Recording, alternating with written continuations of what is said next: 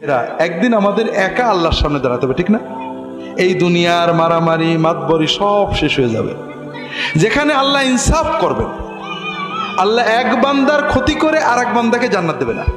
আপনি আল্লাহর কাছে কোটি গুনাহ করেছেন, মাপ পাবেন, কিন্তু আল্লাহর আরেক বান্দার ক্ষতি করেছেন, এটা আল্লাহ ওই বান্দার পারমিশন ছাড়া মাফ করবেন না।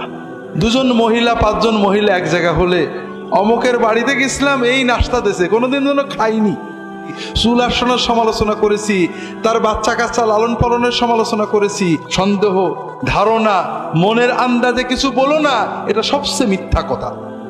তোমরা কি চাও তোমার মরা ভাইয়ের গোশতটা খাও? চান নাকি? কিয়ামতের দিন আমার নামাজ, আমার রোজা, আমার হজ, আমার জিকির, আমার কোরআন তেলাওয়াত, আমার তাহাজ্জুদ, আমার নফল রোজা, আমার শবে বরাত, আমার শবে কদর, সব সওয়াবগুলো ওই মেয়েটা কেড়ে নিয়ে চলে যাবে, আমাকে দোজখে যেতে হবে।